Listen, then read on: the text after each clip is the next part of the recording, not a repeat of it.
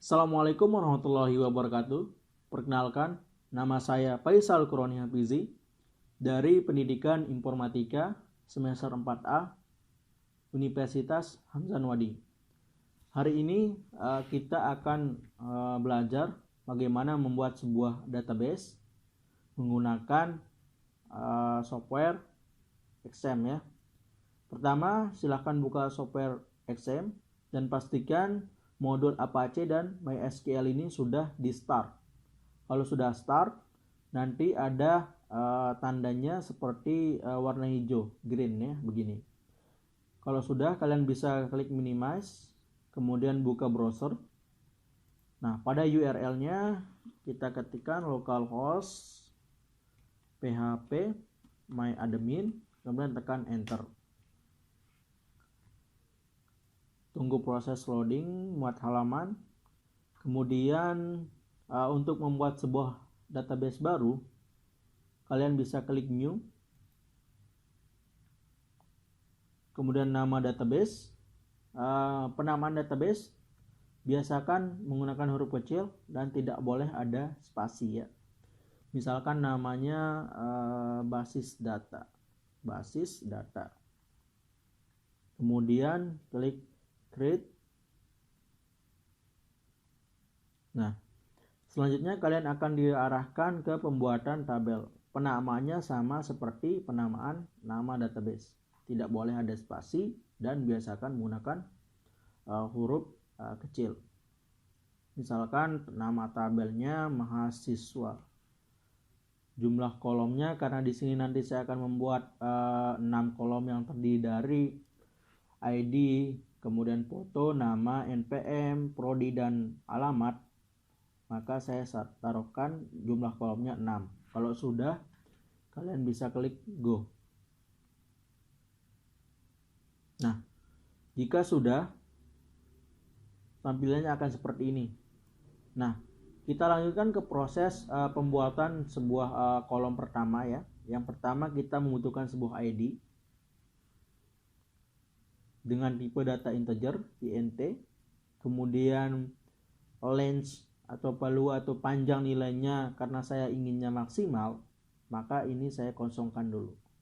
Namun kalau kalian misalkan membutuhkan atau membatasi jumlah length atau panjang nilainya, kalian bisa inputkan misalkan 50, 100, tergantung kebutuhan. Saya kosongkan. Kemudian scroll ke kanan, pada bagian, karena ini bersifat ID, kita membutuhkan primary key, kunci utama. Klik primary, kemudian klik go. Lalu kita akan membutuhkan auto increment, ini AI. Klik fungsinya supaya nanti data kita itu terurut dan terstruktur. Misalkan dari penomoran 1, 2, 3 dan seterusnya ya. Kolom kedua kita butuhkan foto nanti ya, foto misalkan. Kemudian tipe datanya varchar, lengthnya misalkan 100. Kolom ketiga nama, tipe data varchar, nama. Nah, ini lengthnya kalian sesuaikan dengan kebutuhan. Kira-kira panjang maksimal nama orang secara umum itu berapa?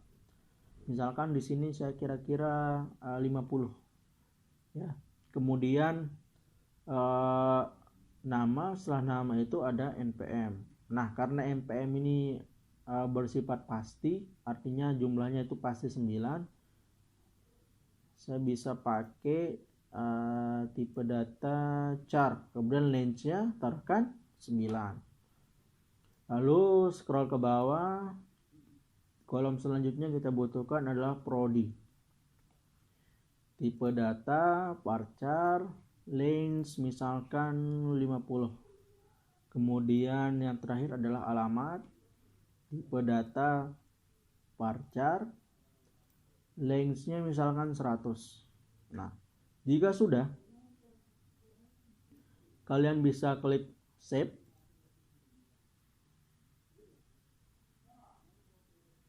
Nah, jadi hasilnya seperti ini ya. Tadi kita sudah membuat sebuah database dengan nama basis data, kemudian tabel dengan nama mahasiswa. Dan isi tabel mahasiswa ini adalah 6 kolom berupa ID, foto, nama, NPM, prodi, dan alamat. Oke, selanjutnya karena tadi kita sudah membuat sebuah database, kemudian tabel mahasiswa, kita lanjutkan dengan bagaimana menginputkan sebuah data ke dalam tabel mahasiswa tadi. Untuk menginputkan sebuah data dalam tabel, kalian bisa masuk ke insert,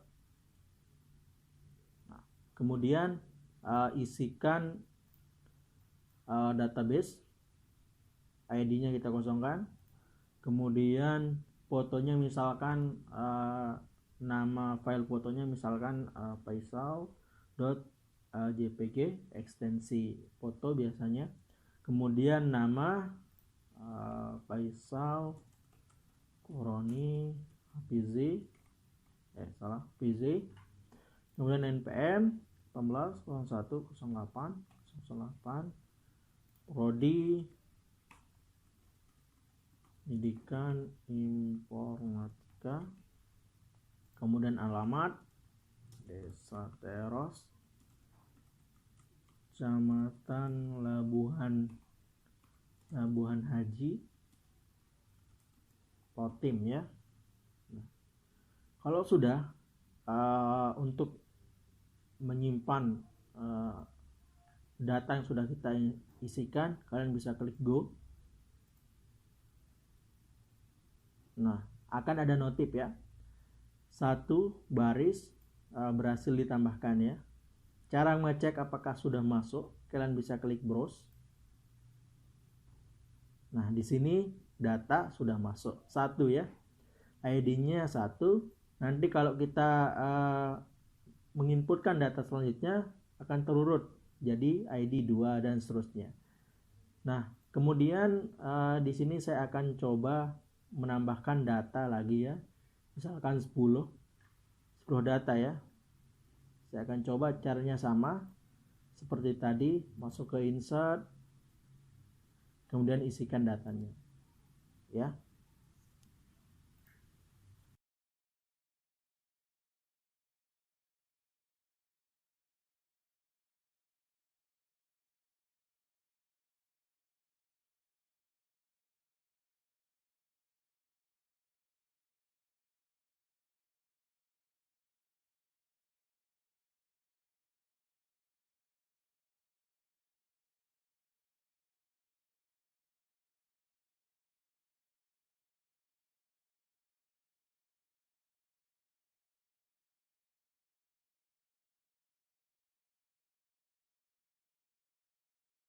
Nah, tadi kan kita sudah menyiapkan data yang akan kita masukkan ke dalam suatu website. Datanya ada 10 ya. Sudah terisi semua. Lalu kita akan koneksikan ke dalam suatu website. Caranya, pertama silahkan buka text editor. Di sini saya menggunakan Sublime Text. Kemudian saya sudah siapkan shortcode-nya. Sini tinggal Ctrl A lalu Ctrl C, copy, buka text editor lalu paste. Nah, kemudian save, Ctrl S. Kita simpan di dalam folder yang sama dengan database-nya. Diberikan nama misalkan index.php ya. Kemudian klik save. Nah, coba kita buka di browser. Karena lokasinya sama, kita pakai aja localhost. Kemudian nama foldernya kan tadi basis data. Kemudian klik enter. Nah, akan muncul. Memang tabelnya sudah jadi dan ada yang sudah terurut. Artinya sudah terkoneksi namun tidak terkoneksi sepenuhnya. Foto belum ada, nama belum ada, NPM belum ada, prodi dan alamat belum ada. Ya. Kita akan koneksikan satu persatu. Caranya adalah buka text editor tadi. Kemudian yang pertama akan kita koneksikan adalah foto ya. Nah, caranya adalah img tagnya, tekan tab, kemudian lokasi fotonya itu di mana.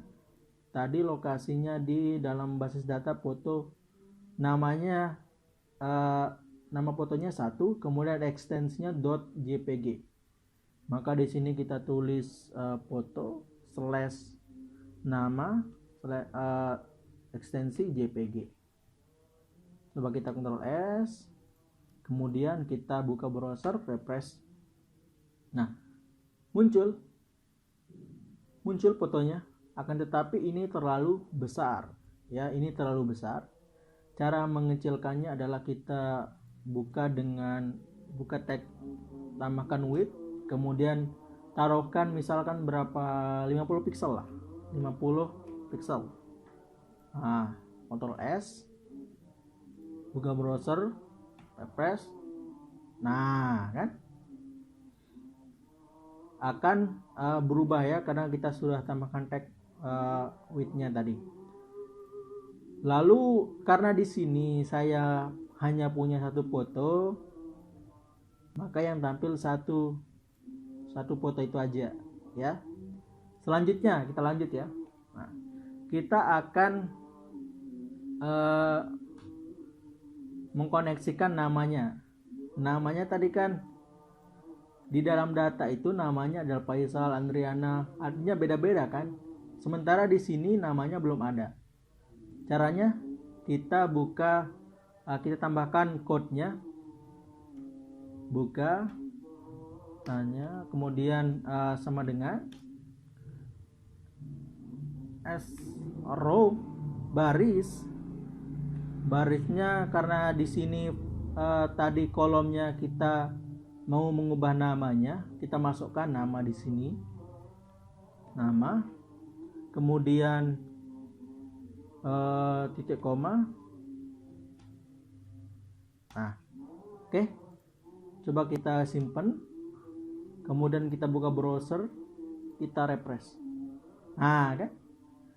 Jadi namanya akan berubah sesuai dengan data yang kita isikan di sini. Oke, kita lanjut ya.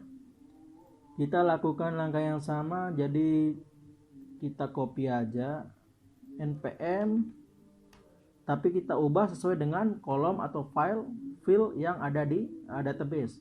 Di sini npm, kemudian prodi kita ubah juga namanya prodi, lalu di alamat